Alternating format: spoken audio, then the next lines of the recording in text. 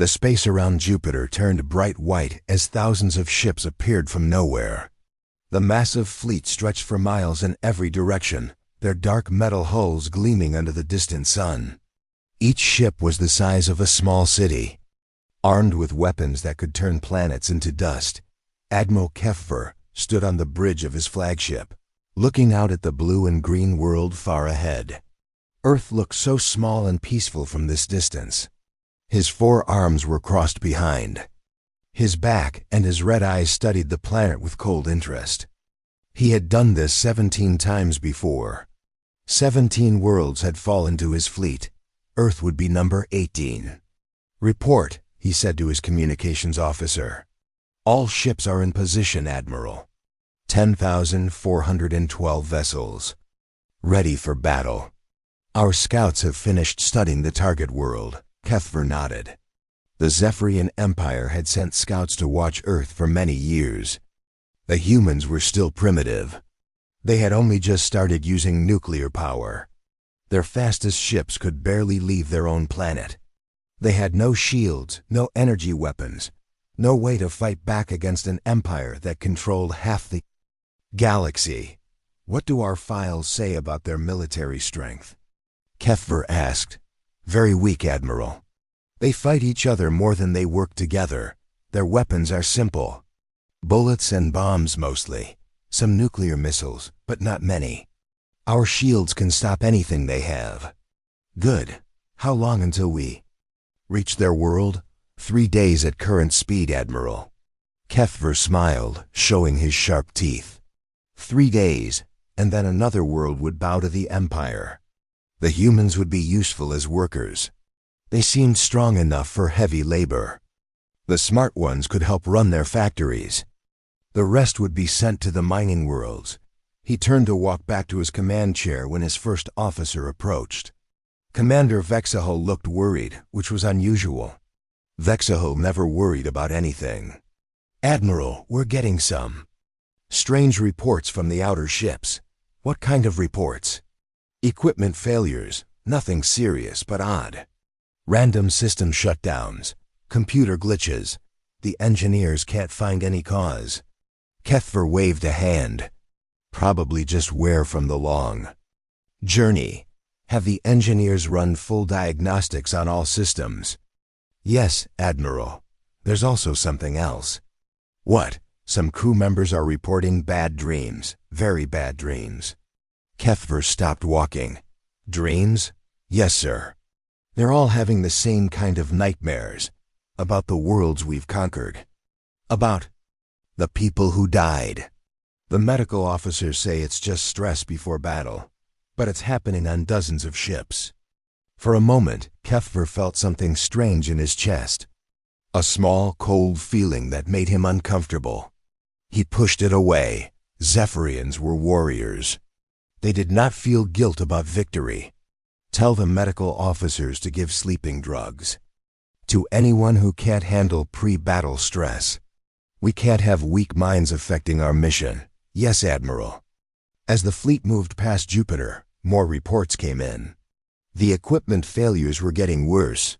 Ships were losing power for minutes at a time before everything came back online. The nightmares were spreading too. Now hundreds of crew members were asking for sleeping drugs. Keffer stood in his private quarters, looking at a hologram of Earth. The planet was beautiful, he had to admit. Blue oceans, white clouds, green and brown land masses. It looked so alive compared to most worlds they conquered. Most planets were either dead rocks or had only simple life forms. Earth was different. He touched a control, and the hologram zoomed in on one of the continents. His computer showed him images the scouts had taken. Cities full of humans going about their daily lives. Children playing in parks. Families eating together. Markets where people bought food and talked to each other. The cold feeling in his chest came back, stronger this time. He tried to push it away, but it wouldn't go. For just a moment, he remembered being young, before he joined the military. Before he learned to kill without thinking about it. Before the Empire taught him that only the strong deserved to live. A message came through. His communicator. "Admiral, you need to come to the bridge. We're getting reports from the ships near Mars." Kefver put on his armor and walked quickly to the bridge. When he arrived, his officers all looked nervous. That was very unusual. Zephyrian officers were trained never to show fear. "What's happening?" he demanded. "Sir, we're losing contact with some of the ships at the front of the formation. Not completely, but their communications are getting weak, and the crew reports are getting stranger." "Strange? How?" His communications officer looked at her screen with confusion. "They're saying they feel different, Admiral. Like something is changing inside their minds. Some of them are crying." "Crying?" Kefver had never heard of a Zephyrian warrior crying. Their people had removed most emotions through genetic changes centuries ago. Only anger and pride were allowed to remain, because they made better soldiers. "Yes, sir. They say they keep thinking about all the people they've killed, all the worlds they've destroyed. They say it feels wrong." The cold feeling in Kefver's chest spread through his whole body. He looked at the image of Earth on the main screen. The planet seemed to be glowing slightly, though that was probably just the way its atmosphere caught the sunlight. "How much longer until we reach Earth?" he asked. 36 hours, Admiral. Double our speed. I want to reach that planet before whatever is affecting our ships gets worse." "Sir, what if the humans have some kind of weapon we don't know about? Something that affects minds?" Kefver considered this. It was possible. But the scouts had been watching Earth for years without any problems. This only started when the main fleet got close to the solar system. "It doesn't matter," he said finally. "We are the Zephyrian Empire. We have conquered 17 worlds. We will conquer this one too, no matter what tricks they try to use against US." But as he said the words, he wasn't sure he believed them anymore. Something was happening to his fleet, something he didn't understand. And with every hour that passed, that cold feeling in his chest grew stronger. The fleet moved closer to Earth, and everything started falling apart. Admiral Kefver had seen many battles in his long life. He had watched planets burn and cities crumble. He had commanded soldiers who never showed fear or doubt. But now, as his ships approached the small blue world, he was watching his army break down in ways he had never seen before. "Admiral, we have a problem," Commander Vexahel said as he rushed onto the bridge. His usually calm face looked scared. 3 more ships have stopped responding to orders." "Are they under attack?" Kefver asked. "No, sir. Their crews are still alive. They're just sitting there. When we contact them, the captains say their soldiers won't fight anymore." Kefver felt his hands shake slightly. He made fists to stop the shaking. "What do you mean, won't fight?" "They say the crew members are crying, Admiral. All of them. Even the officers. They say they can't stop thinking about the people they killed on other worlds. Some of them are asking to surrender." "Surrender?" The word felt strange in Kefver's mouth. Zephyrians did not surrender. Ever. That's impossible. But even as he said it, Kefver knew something impossible was happening. He could feel it in his own mind. Every time he looked at Earth, he remembered things he had tried to forget. The face of the first person he had killed. A young alien soldier on a world whose name he couldn't even remember now. The soldier had been trying to protect his family. "Sir, incoming message from Captain Dralmuth on the destroyer ship Iron Fang. Put him through." The screen showed Captain Dralmuth, one of the Empire's most feared warriors. But the face-looking back at Kefver was not the cold, hard soldier he knew. Dralmuth's red eyes were wet with tears. His voice shook when he spoke. "Admiral, I can't do this anymore. I can see them all. Every person we killed. Every child who died because of our bombs. They're all looking at me, and they're asking why. Captain, you are having a mental breakdown. Report to your medical bay immediately." "No, Admiral. This isn't a breakdown. This is ... Death is remembering. We forgot how to feel, but now it's all coming back. The guilt, the sadness, the shame. How did we become so evil? The transmission ended. Kethver stared at the blank screen. In all his years of command, he had never heard a Zephyrian officer talk like that. The Empire had spent centuries removing emotions like guilt and shame from their people. They were weaknesses that got in the way of conquest. "Admiral," his science officer called out, "I'm detecting something strange coming from Earth." "What kind of something?" "It's hard to describe, sir. Some kind of energy field, but not like anything we've seen before. It's not technological. It's more like a living thing. And it's getting stronger as we get closer." Kethver walked to the science station and looked at the readings. The sensors showed waves of energy coming from Earth, but they weren't like any weapon or shield the Empire had encountered. The energy seemed to pulse like a heartbeat. "Could this be what's affecting our crews?" "I think so, Admiral, but I don't understand how it works. It's not damaging our ships or our bodies. It's doing something to our minds." More reports came in from across the fleet. Ship after ship was reporting the same problems. Crew members were breaking down in tears. Soldiers were throwing down their weapons and refusing to fight. Some were even destroying their own equipment because they said they couldn't bear to use it to hurt anyone else. On the ship Dark Thunder, the entire crew had locked themselves in the chapel and was praying to gods they hadn't worshipped in 1,000 years. On the battle cruiser Stone Killer, the weapons officer had shut down all the guns and was sitting in front of them, crying and saying he was sorry over and over again. Kethver felt the strange energy affecting him too. Every time he gave an order to prepare for attack, his voice got stuck in his throat. When he looked at the pictures of Earth cities, he found himself thinking about all the families living there. Mothers and fathers and children who would die if his fleet attacked. This was wrong. These thoughts were wrong. The Empire had taught him that other species were just animals. They didn't matter. Only Zephyrians mattered.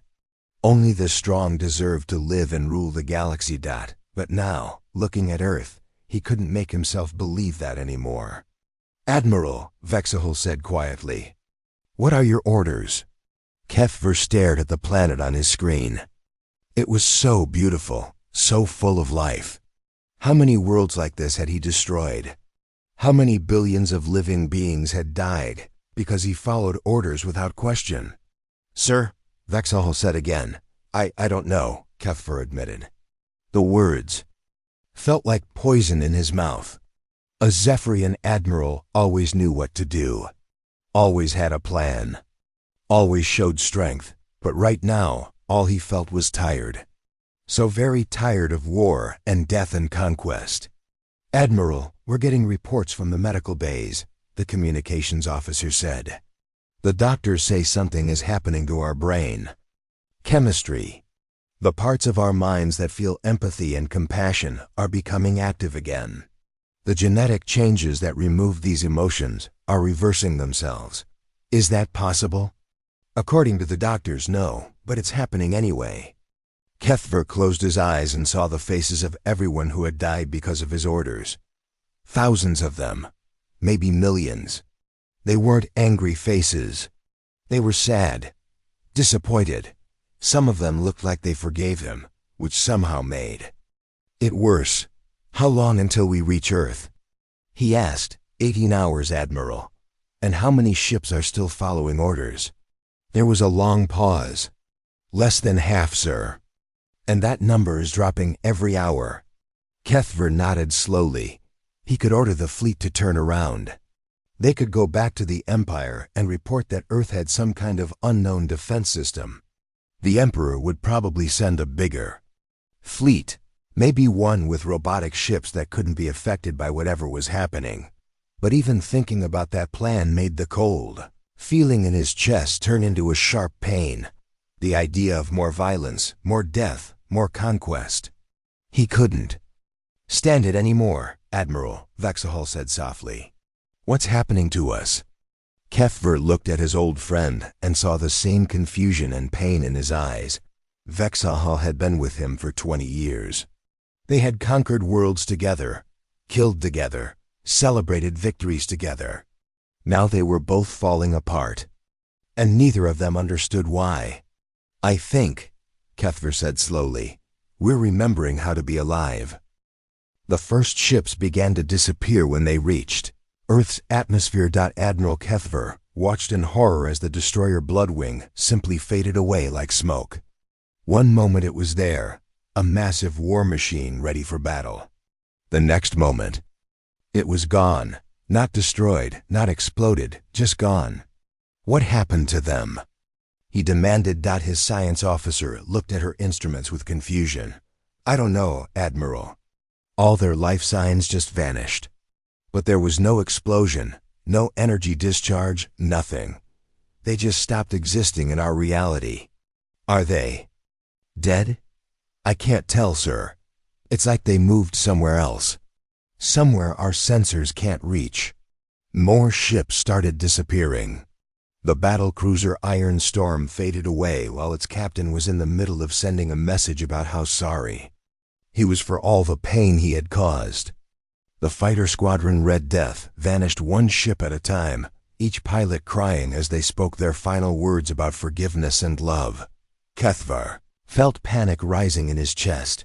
In all his years of war, he had never seen anything like this. His mighty fleet, the pride of the Zephyrian Empire, was dissolving before his eyes. Sir, we're picking up transmissions from the ships before they disappear, the communications officer said. You need to hear this. She played the recording. Captain Moltara's voice came through the speakers, but it sounded different. Peaceful, happy, even. Admiral, I can see it now. I can see what we really are. What we were meant to be before the Empire changed us. We don't have to be killers anymore. There's another way to exist. A better way. The humans below us, they've learned something we forgot. They've learned how to grow beyond violence. And now we can learn it too. The transmission ended just as Moltar's ship faded from existence. Kefver stared at the planet below them. Earth looked even more beautiful now that they were close. He could see the blue oceans, the white clouds, the brown and green continents. But there was something else too. Something his eyes couldn't see, but his mind could feel. Science officer, tell me about that energy field again. It's stronger than ever, Admiral. But I've been studying it, and I don't think it's a weapon. It's more like the planet itself is alive. Like every human on Earth is connected to each other, and together they create this field of pure emotion. What kind of emotion? Love, sir. Compassion. Hope. The desire to help others and make things better.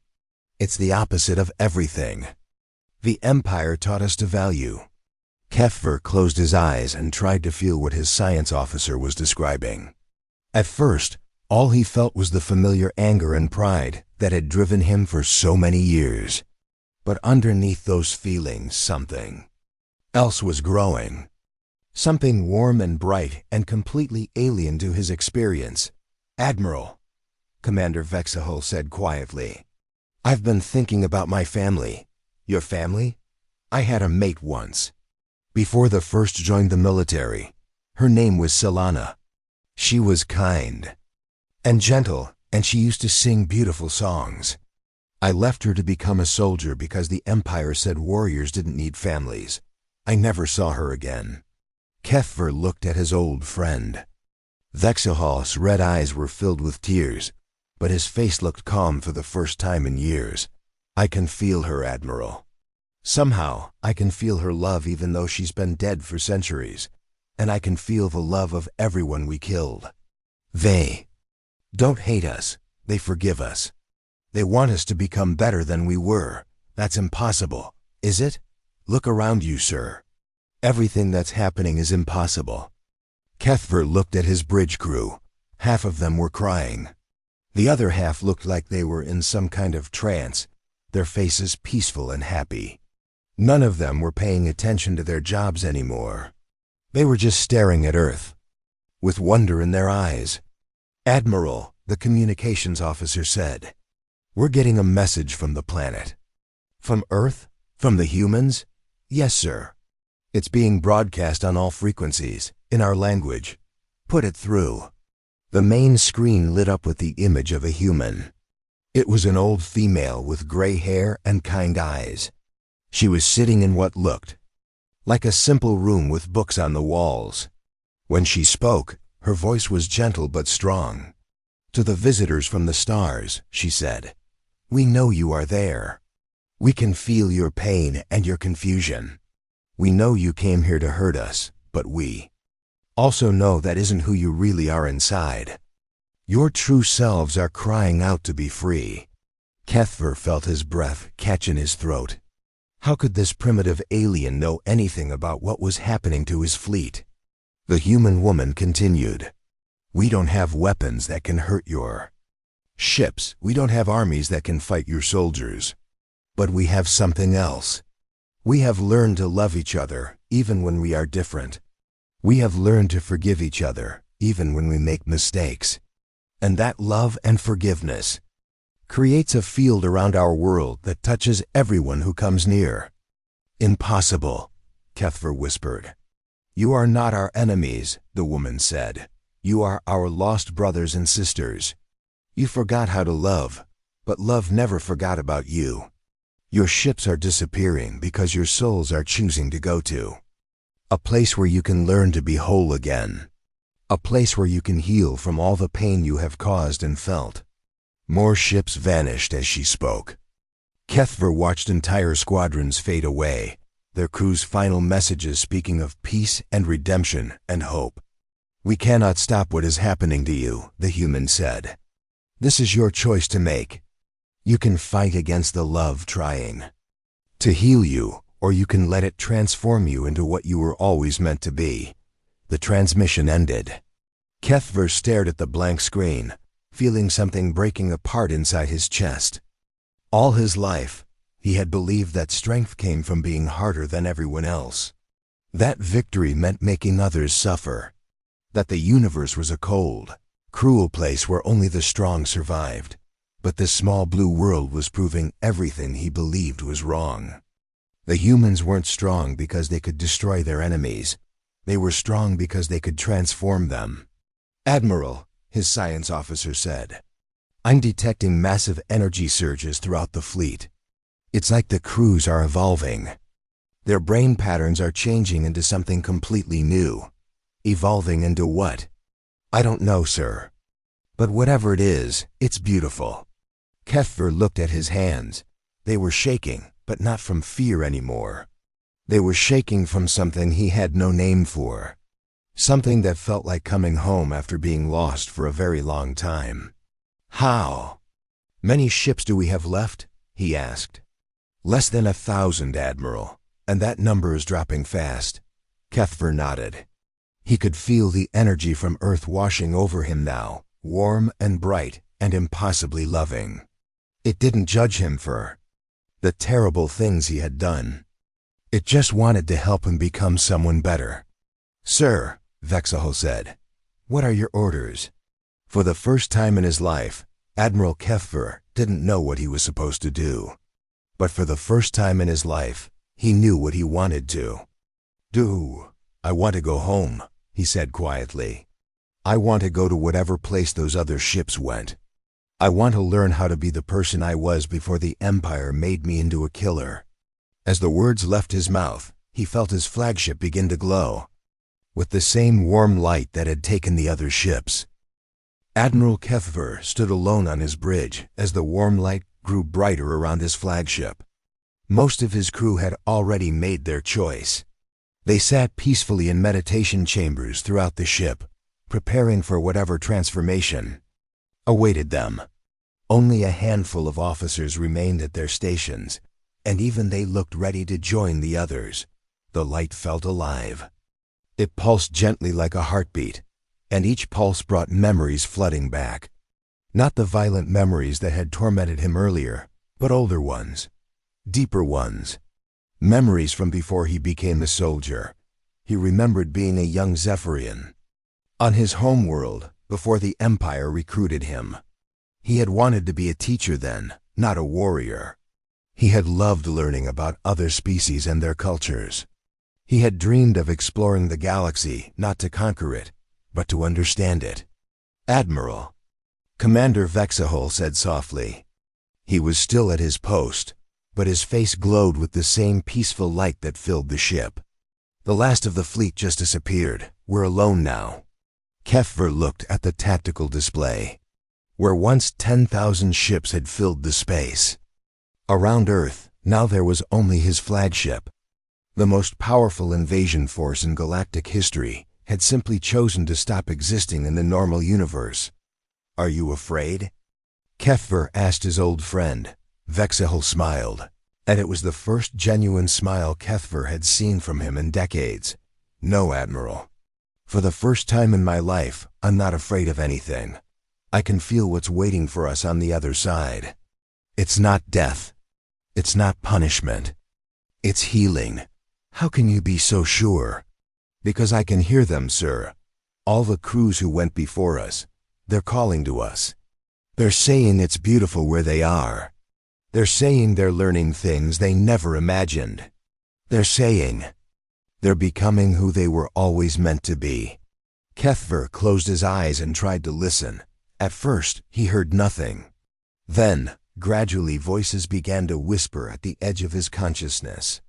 Thousands of voices, all of them filled with joy and wonder. Captain Draumoth's voice was among them. "Admiral, you have to see this place. There's no war here, no hatred, no violence. We're learning how to create instead of destroy. We're learning how to love instead of fear. Come join us." Other voices joined in. Soldiers he had commanded for years, all of them speaking of peace and redemption and infinite possibilities. They weren't gone. They had simply moved to somewhere better. "Admiral," his science officer said. She was the last one still working at her station. "I'm picking up something new from Earth. It's not the energy field this time. It's a direct communication. From the same human as before? No, sir.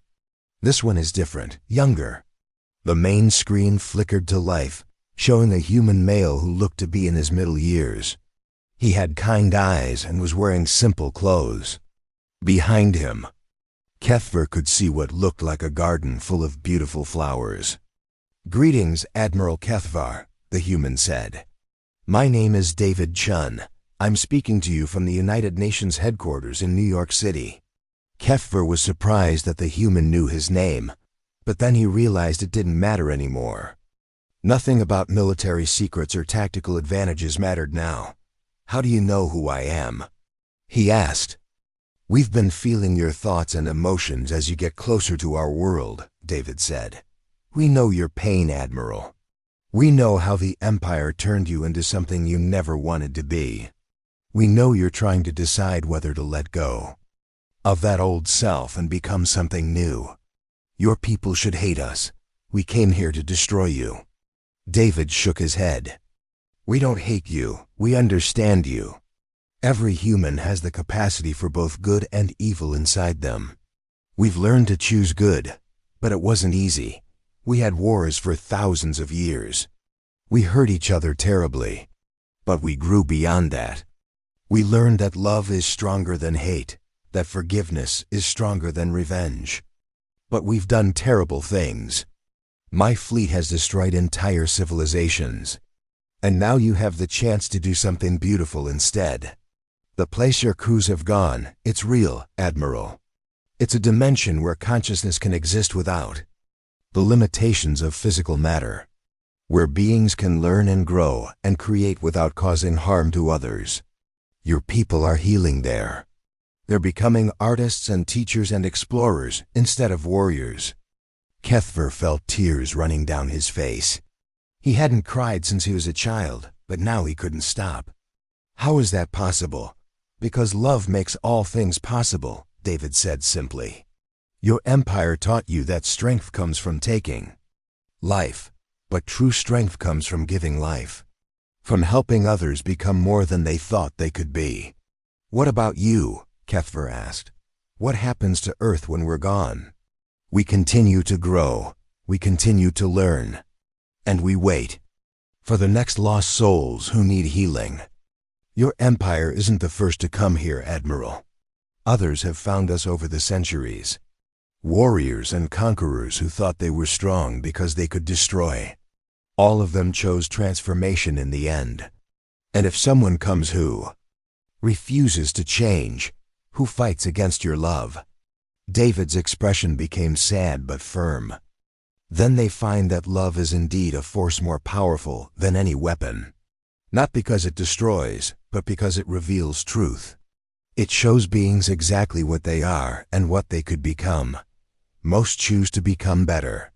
Those who don't find that they simply cannot exist in the presence of pure love. They destroy themselves with their own hatred." Kethver understood. This was why the Empire had never encountered Earth before, despite their vast network of scouts. Any scout ship that came close enough would have been transformed or forced to flee. Only now, when their main fleet was large enough and determined enough, had they pushed through to the planet itself. "Admiral," Vexahol said gently, "the ship is beginning to phase out of normal space-time. We have to choose now." Kethver looked around his bridge one last time. This ship had been his home for 20 years. It had been the instrument of so much death and destruction. But it could also be the vehicle for his transformation into something better. Attention all remaining. "Crew," he said over the ship's communication system. "This is Admiral Kethver. In a few moments, we will leave this universe behind and enter a new realm of existence. You have a choice. You can fight this transformation and return to the Empire to report our failure. Or you can come with me and learn to become who we were, always meant to be." He paused, feeling the warm light growing stronger around him. "I choose transformation. I choose love over hatred. I choose creation over destruction. I choose to become someone worthy of the forgiveness these humans have shown us." One by one, his remaining crew members spoke their agreement. Even those who had initially resisted were now ready to let go of their old lives and embrace something infinitely better. "Thank you," David Chun said from the screen. "Thank you for choosing hope." As the flagship began to fade from the physical universe, Kethver felt himself changing. Not just his mind or his emotions, but his very essence. He was becoming something new, something beautiful, something that could create wonders instead of horrors. His last thought before the transformation completed was of gratitude. Gratitude to the small blue world that had taught him the most important lesson in the galaxy, that true strength comes not from the power to destroy, but from the courage to become better than you were. The transformation happened in complete silence. Admiral Kethver felt his body dissolving, but there was no pain. Instead, there was a sensation of lightness, as if he had been carrying heavy chains his entire life, and someone had finally cut them away. The bridge around him became transparent, then faded completely. The last thing he saw in the physical universe was Earth, beautiful and glowing, growing smaller as his consciousness moved into something beyond space and time. Then he was somewhere else entirely. Kethver found himself standing in a place that defied description. It looked like a vast garden, but the plants were made of light and music. Colors existed here that had no names, more beautiful than anything he had ever imagined. The air itself seemed alive with love and possibility. "Welcome home," said a familiar voice. He turned to see Captain Drowmuth approaching, but Drowmuth looked completely different. Gone was the scarred, bitter warrior Kethver had known. This being glowed with soft light and moved with graceful peace. His face showed wisdom and kindness that seemed impossible for someone who had spent centuries killing. "Drowmuth? Is that really you?" "It's who I always was underneath," Drowmuth replied. "Who we all were, before the Empire taught us to hate. This place strips away everything false and leaves only truth." Kethver looked down at himself and gasped. His own body had changed too. The armor was gone, replaced by simple robes that felt comfortable and natural. His hands, which had been stained with the blood of so many worlds, were clean and unmarked. More than that, they tingled with creative energy, as if they wanted to build something beautiful instead of destroy. "What is this place?" he asked. "It's hard to explain," Dralmuth said. "It's a dimension where consciousness can exist without physical limits. Here, we can learn and grow and create without causing harm to anyone. We can become our true selves." Other figures began emerging from the Garden of Light. Kethver recognized them all. His crew, his officers, soldiers who had served under him for years. But like Dralmuth, they were transformed. Each one radiated peace and joy and love. Commander Vexahal appeared beside them, smiling wider than Kethver had ever seen. "Admiral, you have to see what we can do here. Watch this." Vexahal raised his hands, and flowers began growing from the air itself. Not ordinary flowers, but blossoms of pure music that sang beautiful melodies as they bloomed. Other crew members joined in, creating waterfalls of liquid starlight and trees whose leaves were living poems. "We're artists now," Vexahal explained. "All of us. The energy we used to put into warfare, we can now use to create beauty. It's what we were always meant to do." "But what about our duties? What about the Empire?" "The Empire can't reach us here," said Captain Moltar, appearing with arms full of what looked like crystallized laughter. "This dimension exists outside. Their reality. We're free from their control forever. Free to become who we choose to be." Kethver felt overwhelmed. After a lifetime of following orders, of conquest and destruction, the idea of unlimited freedom to create and grow seemed impossible to accept. "I don't know how," he admitted. "I don't know how to be anything other than a soldier." "None of us did," Dralmuth said gently. "But this place teaches us. Watch." Suddenly, Kethver was experiencing memories, but they weren't his own. He saw and felt the lives of thousands of beings from across the galaxy. Warriors and conquerors who had found their way to Earth over the centuries. He watched them struggle with the same questions he was facing. He felt their fear and confusion transform into wonder and joy as they learned to create instead of destroy. He saw a reptilian warlord who had terrorized 3-star systems become a composer of symphonies that could heal broken hearts. He witnessed a robotic army that had consumed entire planets transform into gardeners who grew new worlds from pure imagination. He felt the journey of a hive mind that had enslaved millions, learning to give freedom and choice to every individual. "Consciousness. The pattern is always the same," explained a new voice. Kethver turned to see a being he didn't recognize. It looked like it might once have been human, but it glowed with such brilliant light that it was hard to be sure. "Beings who have forgotten how to love find their way to Earth," the being continued. "Earth's field of collective compassion forces them to remember their true nature. They can choose to resist and destroy themselves, or they can choose to transform and discover who they really are. Are you human?" Kethver asked. "I was, a very long time ago. I was one of the first to undergo this transformation, back when humanity was still young. I've been helping guide others through the process ever since. How long have humans been able to do this? They've always had the potential, but it took them thousands of years to develop it fully. They had to learn through great suffering how to choose love over hatred, forgiveness over revenge. Every war they fought, every mistake they made, taught them something about compassion. Eventually, they grew strong enough in love to affect others." The being gestured toward a vista that opened up before them. Kethver could see Earth in the distance, but not as he had known it.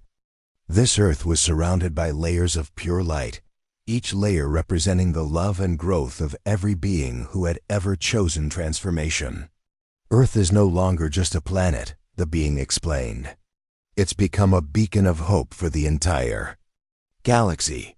a place where lost souls can find their way home to themselves. But what about the Empire? Cuthbert asked. When our fleet doesn't return, they'll send more ships, bigger fleets. They will try, the being agreed. And each fleet that Commies will face the same choice we did. Some will choose transformation. Others will choose to flee rather than face what they really are. Eventually, the Empire will either evolve or collapse from its own hatred. And until then, we wait here and grow and learn. And when we're ready, when we've become truly wise and compassionate, we can choose to return to the physical universe. Not as conquerors, but as healers, as teachers, as examples of what's possible when beings choose love over fear. Cuthbert felt something stirring inside him. It was an emotion he hadn't experienced in centuries. Hope, real, honest hope for a future where the galaxy wasn't ruled by violence and fear. How do I begin? He asked. The same way we all did, Vexahol said, appearing beside him with hands that sparkled with creative energy. By forgiving yourself for what you were, and embracing what you can become. Cuthbert took a deep breath of the sweet air and looked around at his transformed crew.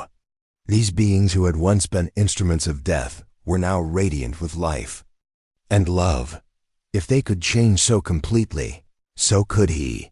He raised his hands and concentrated on the feelings of love and creation flowing through him. At first, nothing happened. Then, slowly, a small flower began to grow from his palm. It was simple and modest, but it was beautiful.